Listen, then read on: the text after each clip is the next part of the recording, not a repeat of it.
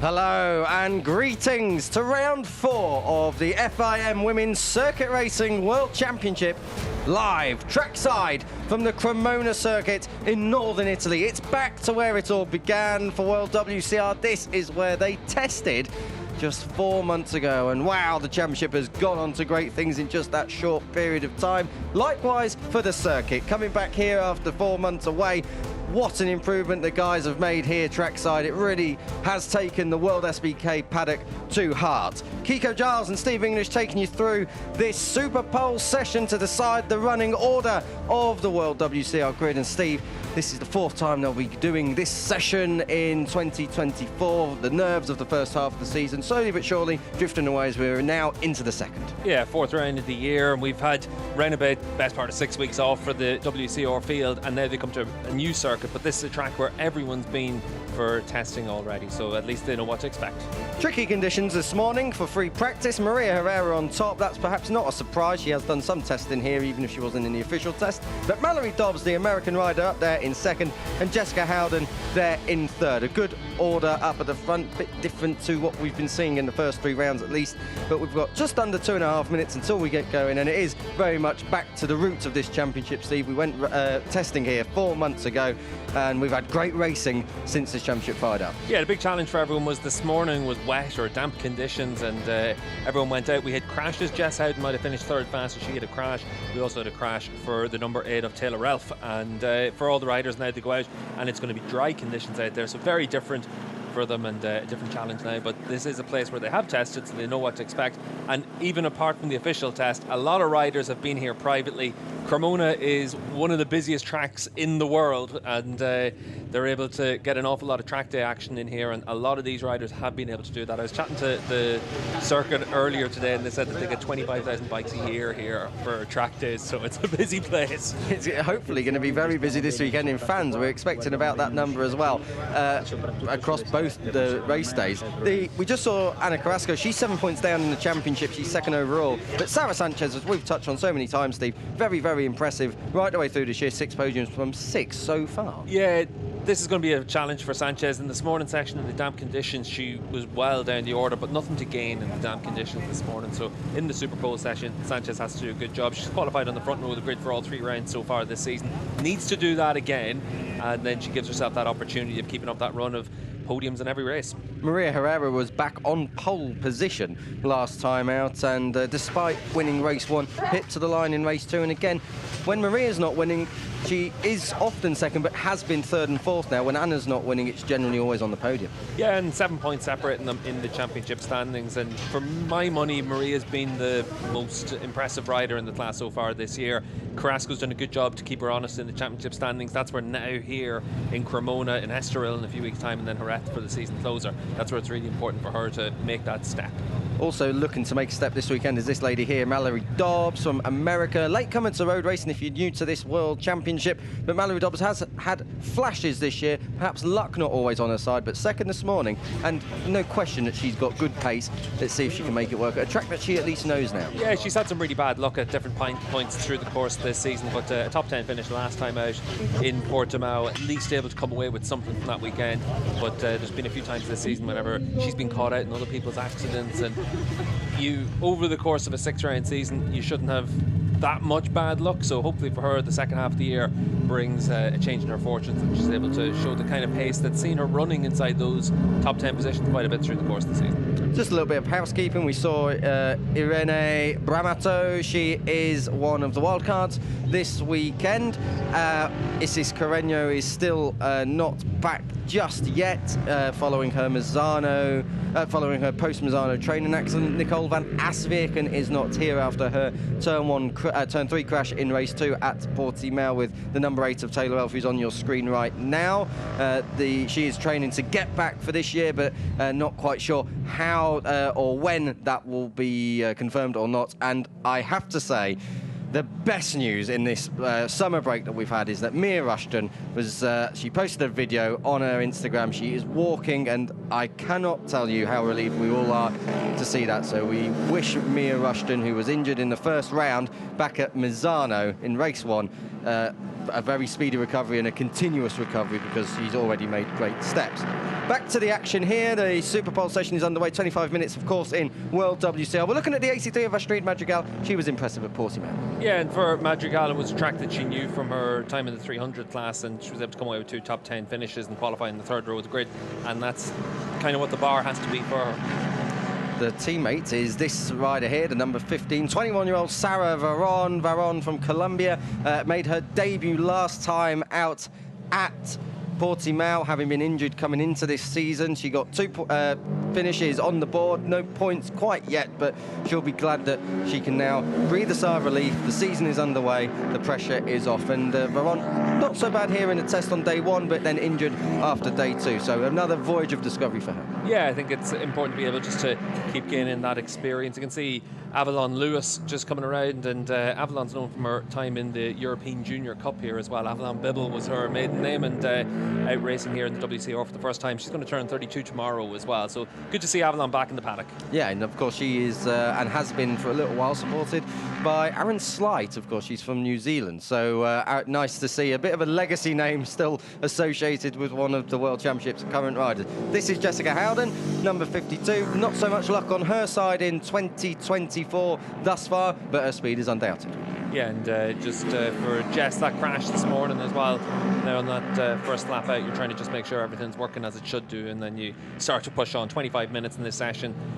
Dry weather now, but some damp patches out there as well at turn 6, turn 10, turn 11 and turn 12, so the end of the back straight in that final complex, a little bit tricky for the riders, but for everyone now, you just build all the way through this session, and for the likes of Maria Herrera, she's a good rider to be able to have in front of you. She's going to push on pretty hard right from the start, you'd imagine. So for the 2 riders in front, it looked like it was Jess Howden and Sarah Sanchez. Not too bad to be out there on track with Maria at this stage. Maria, of course, has had plenty of wins in 2024, 4 actually to be precise. She wasn't at the official test, Steve, but she has done a little bit of testing since, so she should be well up to speed at this track. Yeah, Maria's just going to be up to speed everywhere we go. She's been the fastest rider in this class all the way through this season. That's why she's had the 2 poles and then a front row start on the race. She missed out on pole position, but for Herrera, she's got the speed. She's really determined to win this championship as well. 7 points to her advantage over Anna Carrasco, and she wants to really assert herself over these next 2 rounds. I was talking to Carrasco yesterday actually, and we were saying about the battling at the front of the field between her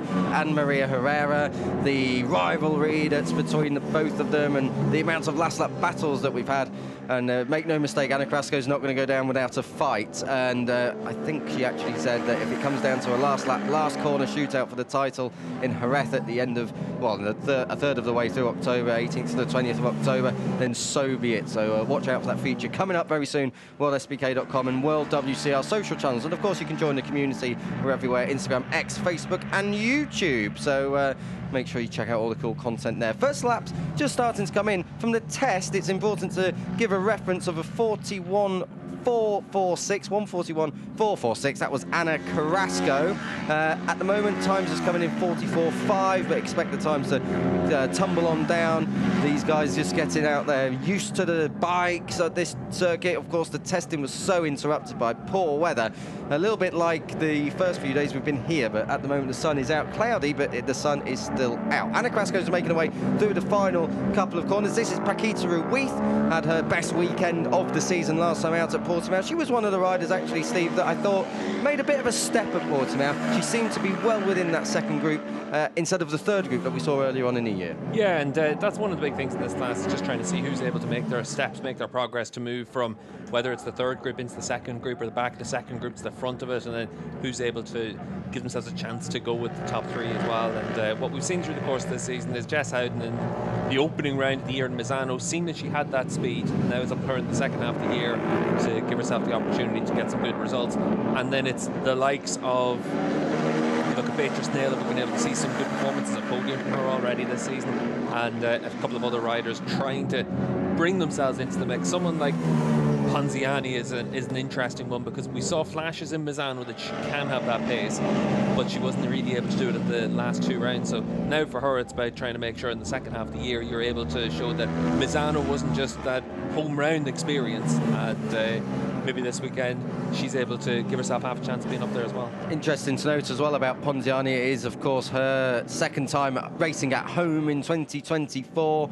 She will be fast here. She's done a lot of training here, and actually she was saying that on the stage at the paddock show during the lunch break that she believes that the podium is a realistic possibility here. She will have to make up a little bit of time if she's going to be realistically challenging, because we see at the start of the race that she's there but not quite able to make it work for the sustained duration, say. But perhaps someone like a Ran Yochai, for example, Paquita Ruiz, we've already said, Lucy Michel, who's currently in 7th place on the timing monitor.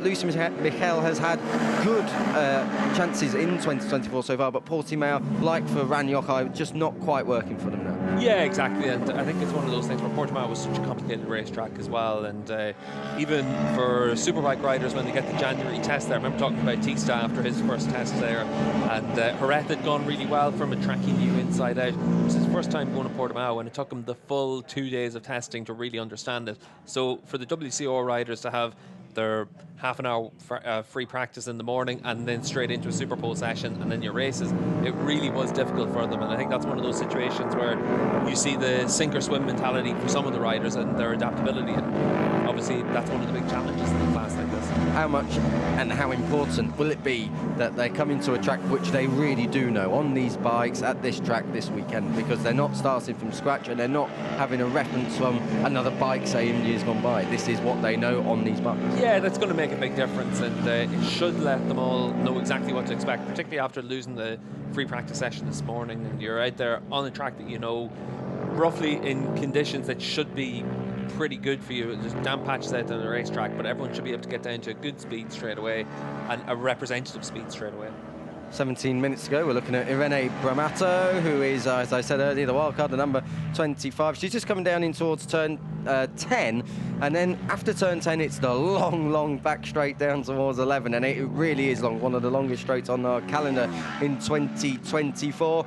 But for Bramato, she's trying to see how competitive she is, whether or not she'll maybe fancy a chance of doing a full season next year, and where better to test that than at home. Yeah, exactly, and I think for a lot of riders we're now at that point as well where the selection process for next season starts as well, and you're trying to give yourself that opportunity to be on the grid next year. And I think for wildcards that is a good chance to be able to come in and try and do something. That's where for the likes of the 25 Bramato and for Lewis on the number 50 machine, it is a good chance to be able to just put your name out there as well. Should also say that during the housekeeping earlier that we did at the top of the show, Alicia Whitmore is back for the first time since Donington Park when she suffered a crash during the races there. She's been out injured from Portimao, but she does make a return here. She was the bottom of the field this morning, but expect her to get a bit closer towards the front as this session goes on. Roberta Ponziani, home hero, goes up into the top 3, but it's Maria Herrera who's just taken over a provisional pole of 42.272. Obviously, it's an all-time official lap record, but we're still not quite into the 41s, but without doubt we'll be there very, very soon. Yeah, we should be only 10 minutes into this session, so 10 minutes of dry weather running through the course this weekend so far. It's only 4 or 5 laps into the session for everyone, so you would expect that we will see that 41 met pretty quickly from the likes of Herrera, and Carrasco should be able to go there as well, and then we'll see which of the other riders are able to make that step. We saw in Portimao there was a big gap between Carrasco and Herrera and the rest of the field, especially in race 2. Yeah, I think Portimao, though, it does lend itself to be a circuit where knowledge is key. Cremona, it's relatively flat. It's a lot less extreme than Portimao. So I think the gaps, really, they should be a lot closer than what we've perhaps seen last time out at Portimao, and especially at Donington Park. Maybe something similar towards Misano, but let's wait and see. We're looking at Beatrice Naylor. She had a quiet FP this morning, down the order in 16th position. Of course, it was damp, so there's absolutely no points for throwing it down the road, that's for sure. Beatrice Naylor in that podium fight so many times in 2024, only had one podium note to come away with it, so she'll be be looking to try and remount that rostrum if she can this weekend. She's just gone up inside the top 5, so it's back to where we used to seeing her. Yeah, 4th in the championship, 25 points down on Sarah Sanchez. So there's still the chance of getting that FIM bronze medal at the end of the season. That has to be the target for Beatrice. But the big challenge with that is turning all those top 5s into top 3s. She's been very consistent in that 5th and 4th and the single podium. But you do need to have those podiums if you want to try and give yourself the chance top 3 in the world. It's one thing to be consistent. The riders in front of her are consistent as well.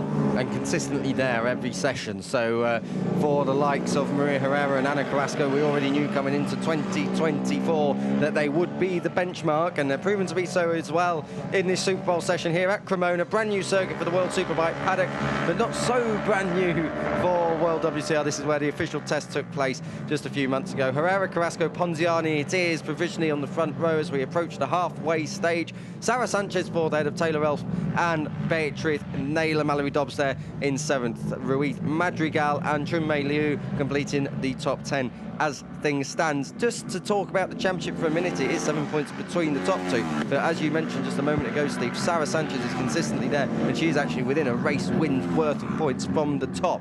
There's 21 in it, so if it does all go wrong for the likes of Maria Herrera, Ana Carrasco, Sarah Sanchez, her consistency would put her there by that strong start of the year she's had. Yeah, Sanchez has been probably the most impressive rider in the class this year, because obviously for Herrera and Carrasco the expectation is you're going to come in, you're going to win races, you're going to be one of those leading riders. For everyone else it has been a question of, can you be the rider that makes that step, and can you give yourself that opportunity? And Sarah's been able to do that, and she has been really impressive. Her racecraft has been good, she sets consistent lap times, and it's really only been once or twice this year where she's been dropped by the top 2. And I think that that's one of those situations where for any of the riders in this class, if you're able to go with Carrasco and Herrera, you put yourself on the shopping list for teams in other classes, Super Sport or Super Sport 300, whatever you want to look at, where riders then get themselves known. And I think that's one of the big things for a class like this, is that it does give you that opportunity. Just looking at Roberta Ponziani here, and just from her riding style, she looks so much more comfortable here at Cremona. So the test days have certainly paid off. She's in 3rd place now, but Ponziani looking good so far. Yeah, Ponziani's doing a good job there, 3rd fastest, 7/10 of a second off Maria Herrera. And you can see for her, she's really willing to throw that bike in. If you look at a couple of times we've seen her on the brakes there, and she really just gets herself upright very quickly, and she's just trying to really throw that bike around the place. And it's one of those situations where for a lot of riders with bigger bikes and more powerful bikes, you tend to have to be that little bit smoother, but with the R7 and some of the lower capacity bikes, you're able to really try and just grab it by the scruff of the neck, and Roberta's doing that in this session, and it's working out for her. You know, she's 3rd fastest, on course to improve her lap time now, and at the halfway stage of her lap, she might well be able to challenge Carrasco for 2nd fastest as well. So good effort here in the halfway point of the session. So still, everyone is going to get faster and faster. Yeah, we are waiting for times to really tumble. A 41.711, still not quite on the lap times of the test, at least by Ana Carrasco standards at least. So let's wait and see what Maria Herrera, Ana Carrasco, Roberta Ponziani can do. We did just see moments ago that Sarah Varon and Lena Kemmer came across the line. That's 20th and 21st for them. Lena Kemmer, of course, started from the 2nd row back at Portimao, courtesy of a penalty for Jessica Howden, it must be said, but she was still 7th anyway. So Lena Kemmer definitely has the potential to be a bit of a spoiler in the front 3 rows, that's for sure. Ponziani goes 2nd. Herrera drops that time again, another 10th of a second, 41.6 for her. So she's 4/10 clear of Ponziani. Big step that for Ponziani, that last lap. Yeah, what's interesting for Roberta is she's given up almost all that time in the 1st sector. So everywhere else, she's matching Maria's pace. Obviously, Maria's behind her as well, so able to take advantage of a little bit of a slipstream. But for Ponziani, it's all in that 1st sector. So if she's able to hook things up a little bit better between turn 1 and turn 4, she can find a lot of lap time. Ponziani you're talking about, and the 1st sector that you're talking about, Steve, runs from the checkered flag to the exit of turn 3, more or less. This is the exit of turn 2, then turn 3, and just about where the bridge is. That's the 1st sector done and dusted. Just about there where Mikhail just turned in. This is through turn 4, short burst up to 5 and 6. It's almost taken as 1, really, right the way through all the classes here this weekend. But that's the first few laps. We're looking at Ponziani again. She's very, very fast Now she's got Maria Herrera right behind her. It'll be interesting for Herrera, because if this is a situation come to races, she's having a good look at one of her potential rivals. Yeah, and just look at the times on the bottom of the screen as well. 0.3 of a second down in sector 1 and now level through that second sector. So able to find all that time in sector 2. We'll see what you can do at the end of the back straight and the end of sector 3. But good effort here by the 96. Roberta Ponziani, of course, racing at home, and she was very fast here during the official test. This is down into that hard braking area at turn 11, a bit of a wiggle there. Just to say as well there, with the slipstream, Herrera was only 3 k's an hour faster through the speed trap as well. And we have seen that this year, that Herrera perhaps on the straights coming out of corners has not been as strong as, say, the likes of Ana Carrasco. In fact, it was one of the things, of course slipstream involved too, that cost her the win at Portimao. So I wonder if Maria Herrera, just something with the setup of her number 6 machine, not quite working in a straight line. Yeah, Portimao was a worry for her, especially because Carrasco with the straight line speed really had a big advantage there, and that's something that Maria definitely would have been concerned about.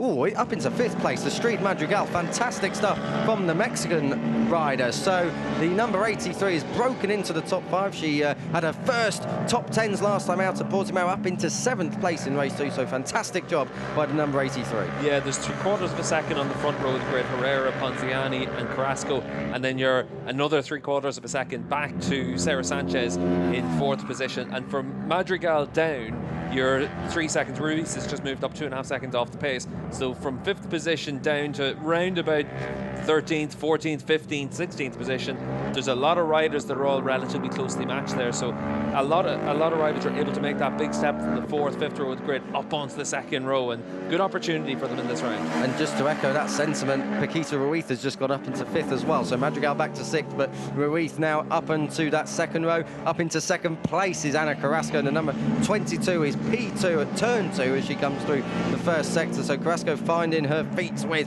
just over 7.5 minutes left to go of this 25-minute Tissot Superpole session for the FIM Women's Circuit Racing World Championship, coming to you live trackside from Cremona. This is up at turn 8, Steve. Long lap penalty here, so take note of that for the races. Of course, if there's any penalties or any long laps served, they'll be done there. But Taylor Ralph following Paquita Ruiz, not a bad marker considering Ruiz's time at the last time around. Yeah, I was down chatting to Taylor after her crash this morning as well, and she said everything's relatively okay after it, just repair work to be done to the bike, but she's been able to get herself out there on the 3rd row with a grid and doing a decent job there.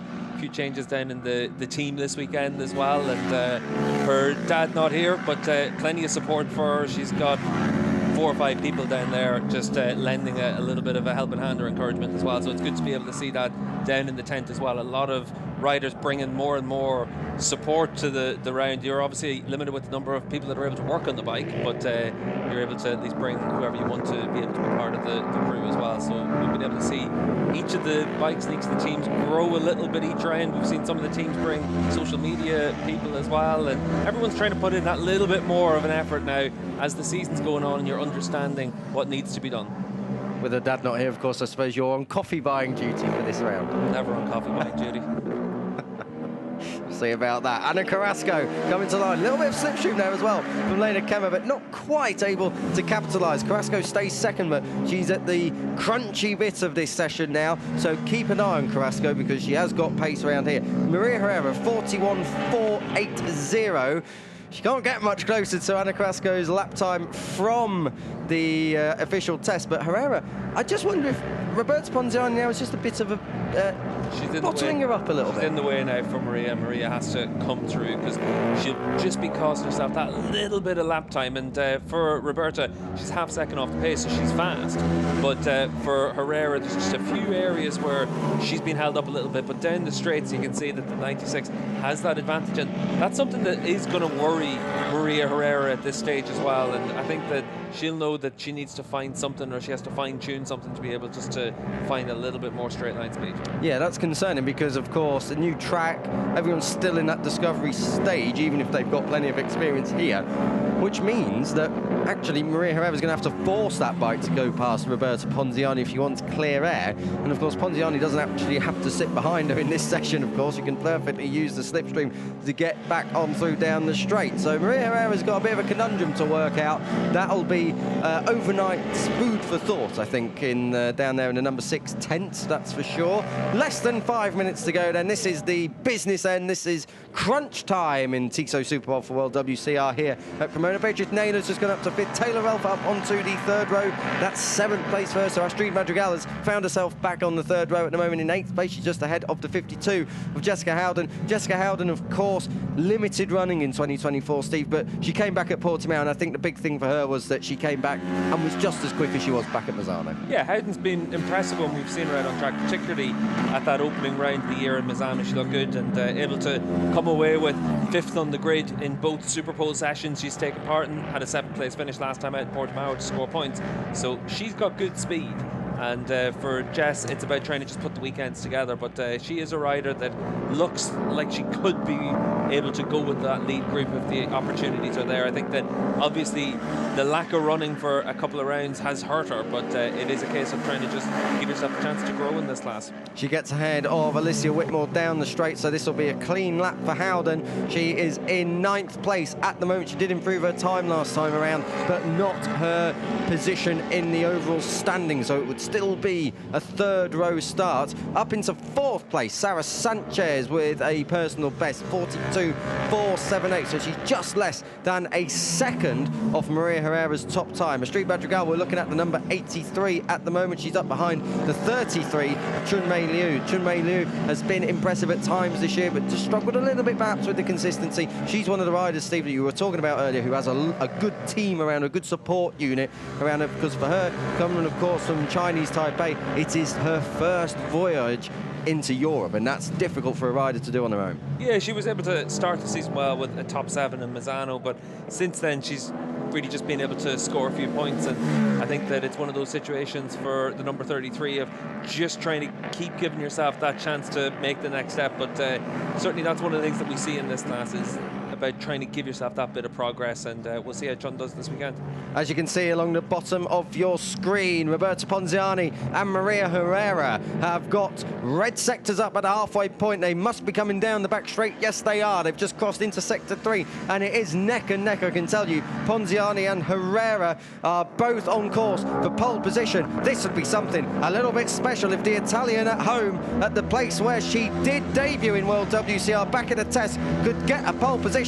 She goes provisional pole, but it doesn't last long because Maria Herrera takes it back off her. Both of them under the unofficial lap record back from the test. So with 2 minutes to go, Maria Herrera, she still hasn't cleared Ponziani, but perhaps a bit of slipstream in that last sector 3, sector 4 helps her a little bit to that new pole time. She tries to come through at sector 4, at turn 4, but she can't do it. She's so much faster in this part of the track, but once we come onto that back straight, she's just not able to get close enough to try and move past and give herself the chance of just being that little bit faster. But good straight line speed from Roberta on the number 96. Last time around, 215 k's an hour through the speed trap, so that's about 4 or 5 k's faster than we've seen from Maria Herrera. So one of those situations where that top speed does give you a big advantage. Astrid Madrigal just coming on to start her final flying lap. This is Ana Carrasco braking heavily down towards turn 11, scrub off all that top end speed and make it through the twisty bit of this circuit that ends the lap. Carrasco 3rd at the minute. This would improve her time, not necessarily in position though. She's going to have to find something on her final flying lap, which she starts now. So keep an eye on Ana Carrasco. The number 22 has had pole position back at Donington Park, of course. She'll be looking to take it back here at Cremona. Anna is the fastest rider in that final sector, lap after lap, but she's not fast in the other sectors compared to Herrera in particular. Very fast sector 1 and sector 2, and then in the second sector, Ponziani very good in that, and that's half the lap nearly. It's such a long portion of this lap for the riders, 35 seconds in that sector, so the longest sector by a considerable distance. So for Anna, she needs to find something in the first half of the lap. Carrasco is a 10th off at the first split. Herrera and Ponziani have just about come across the line neck and neck, so they're on their final laps, for final lap indeed itself. Sarah Sanchez is going to get one more in if she can get herself onto that front row. The number 64 is 4th at the moment. Jessica Jessica Howden up into 11th place because she's dropped down the order as well, but she'll get one more bite at it.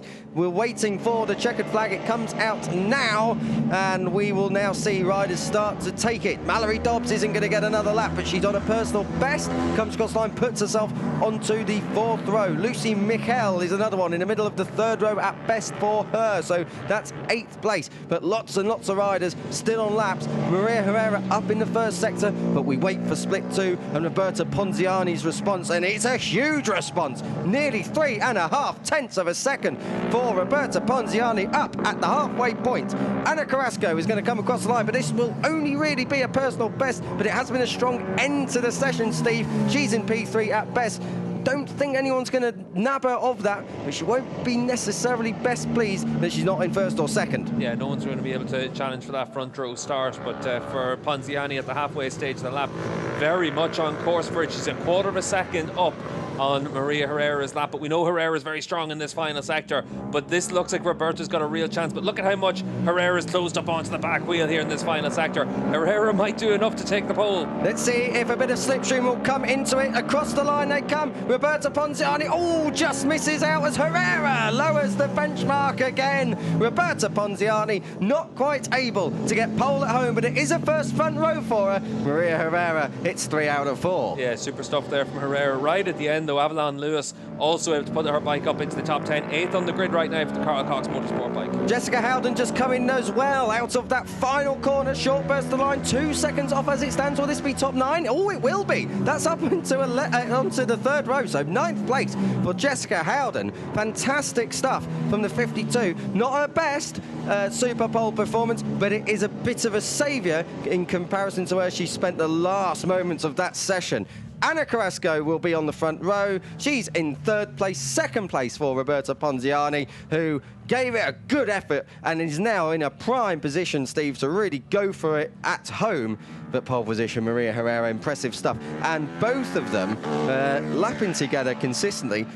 Anna Carrasco will be aware of that perhaps later on when she watches this all back, that with those two together, pace and perhaps dropping the opposition could be a real threat for Herrera from Herrera and Ponziani. Yeah, Carrasco's going to be there with them as well. And Sarah Sanchez managed to get in within a second on her last lap as well. So for Sanchez, that gives her an opportunity as well to be there with that group. Beatrice Naylor put in a good lap at the end, but it's only for 5th fastest. 1.8 seconds down, not where she needs to be. Just looking further down the order, a few riders well out of position. Ran Yokai started the season with 4 top 8 finishes in a row.